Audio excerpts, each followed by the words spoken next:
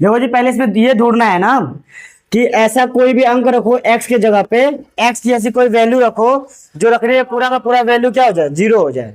तो अपने आप रख के चेक करना पड़ेगा। मान लेते हैं x जगह 1 है, तो 1 का क्यूब 1 होगा, -6 इंटू 1 का स्क्वायर 1 ही होगा, प्लस 11 इंटू 1 अब -6। ठीक है, ये 1 हो गया, ये 6 बन जा 6 और 11 का 11 और ये -6, ये माइनस की वैल्यू, ये माइनस की वैल्यू, माइनस माइनस प्लस यानी -12 आएगा, और ये 11 और 1 ये 12 हो गया। तो 12 - 12 क्या हो गया, 0। यानी हमने ऐसा कुछ अपने आप रखा जिससे क्या वैल्यू आ गई, 0 आ गई। तो क्या रखने पे, x = 1 रखने पे क्या आ गया, 0। तो अब लिखेंगे यहां पर हम लोग। ठीक है, ये काम जो किए हैं रफ पे करना था, तो इसको यहां लिखना होगा कि निम्न समीकरण में, ठीक है, निम्न समीकरण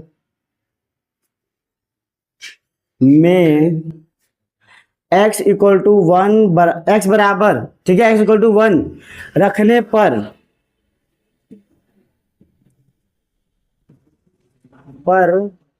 शून्य, शून्य मतलब 0 प्राप्त होता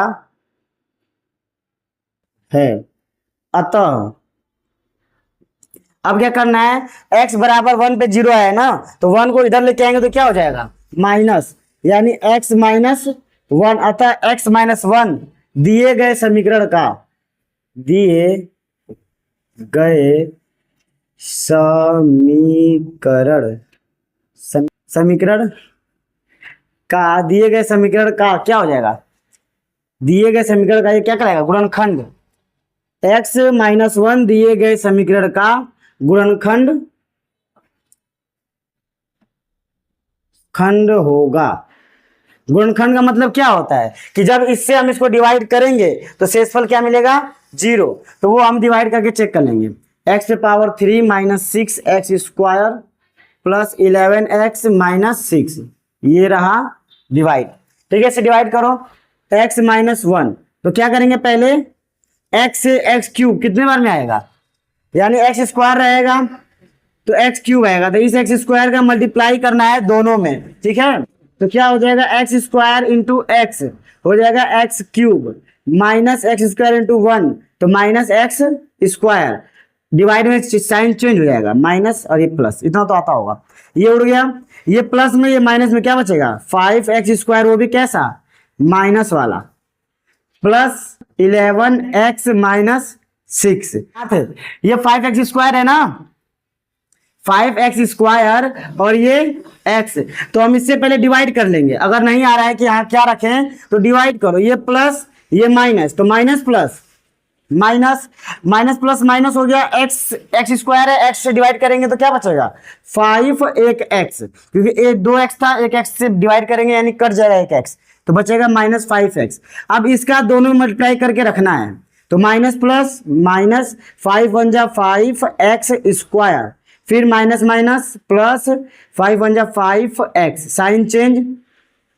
ठीक है, ये गया, और ये 11 में से 5 जाएगा तो क्या बचेगा, 6x, प्लस वाला 6x उतरेगा -6, फिर भाग दो, यानी x से x को कटाएंगे तो क्या बचेगा, 6 प्लस 6। देखो अब इसका मल्टीप्लाई करके यहाँ लिखना है, तो 6x से मल्टीप्लाई करेंगे तो क्या होगा, 6x, और प्लस माइनस, -6 बन जा 6, साइन चेंज, पूरा गया, तो शेषफल क्या आ गया, 0। तो शेषफल ही 0 लाना था, तो तुम्हारा एक गुणनखंड बन गया x - 1 और एक गुणनखंड हो गया x² - 5x प्लस 6। तो इसका हम गुणनखंड कर सकते हैं बीच वाले को 2 टुकड़े में तोड़कर।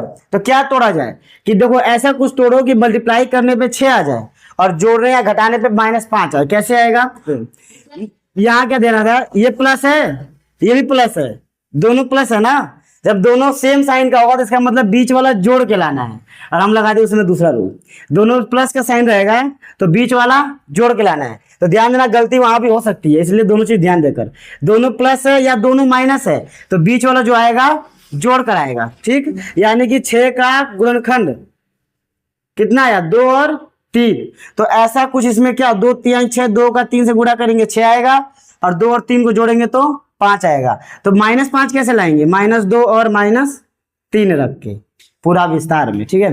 तो अब रखो एक्स स्क्वायर -3x -2x +6 और ये इधर वाला x-1। अब ये x-1 यहां से क्या कॉमन लेंगे, दोनों में से x कॉमन बचेगा x-3।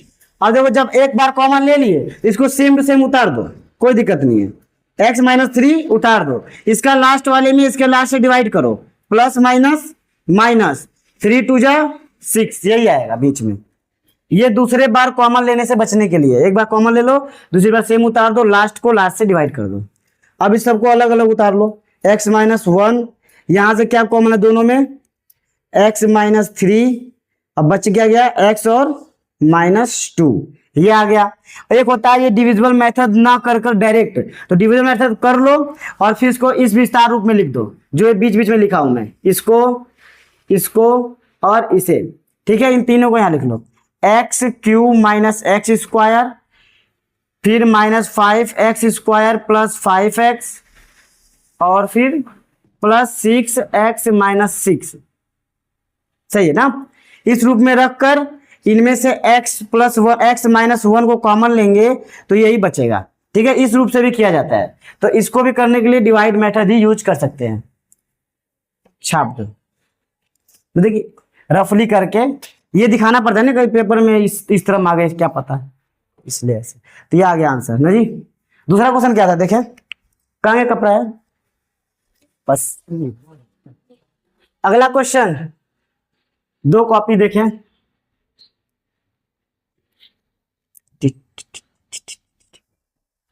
दो जी कॉपी दो।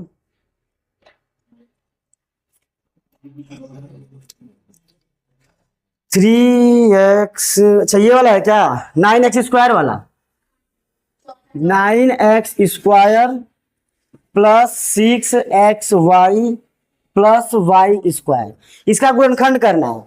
ऐसा गुणनखंड करना होता है बीच का कि मल्टीप्लाई करने पे इन दोनों का गुणनखंड है, यानी गुणनफल है मल्टीप्लीकेशन, और जोड़ने पर बीच वाला है। तो पहले मल्टीप्लाई करो इसका, तो क्या आएगा, 9 1 जा 9, और दोनों ही x² y² है तो आएगा ही, ये आ जाता है अपने आप, ठीक है।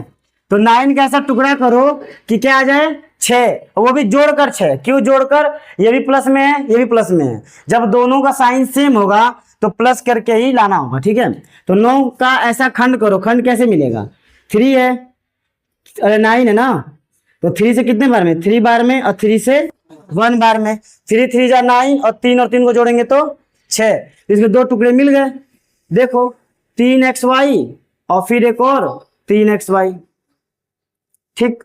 तो इसको मल्टीप्लाई करके देखो तो क्या आएगा, 3 3 की 9, यानी 3 3 जा 9, x का x से x² और y का y से y²। ये हमेशा आता है शुरू वाले का यानी वर्ग वाले का, और इस वाले का गुणनफल हमेशा मिलेगा डायरेक्ट यहाँ पे, ठीक है।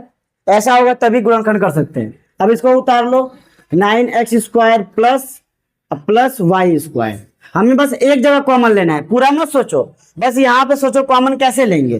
तो ऐसा नंबर में सबसे पहले क्या देखेंगे, 3 है ना, सबसे छोटा नंबर, तो 3 से ये भी कट रहा है कि नहीं कटेगा, तो इससे छोटा कोई नंबर ढूंढेंगे। तो 3 से दोनों डिविजिबल है, 3 मिल गया, इसमें 1 x है, इसमें 2 x है, हमें छोटा वाला नंबर लेना होता है कॉमन, जो दोनों दे सके, ठीक है। तो यहाँ से x निकाल लेंगे, क्योंकि अगर x² लेंगे, सोचो किसी के पास 20 रुपए है और किसी के पास 5 रुपया रखा है, और गए क्रिकेट खेलने, ठीक है, तो 20 वाला कहा गया आओ 20-20 का मैच खेलते हैं, तो 5 वाला नहीं खेल पाएगा ना, तो ऐसा इतना अंक लो कि वो भी खेल ले। तो ये क्या करेगा, कहेगा मेरे पास 20 रुपए में 5 का मैच खेल सकता हूँ, और ये भी 5 का ही मैच खेल लेगा। इसीलिए यहाँ पे क्या, इसके पास x² है, ज्यादा है, ठीक है, तो ज्यादा है तो क्या करेगा, वो पहले कम वाले से पूछेगा तुम कितने तक का खेल सकते हो, ठीक। तो मान लो x तक इसके पास है तो x ले लेंगे, इसके पास y है यानी अलग चीज रखा है, और इसके पास y है ही नहीं, तो बस x का हो गया, इतना ही कॉमन मिलेगा।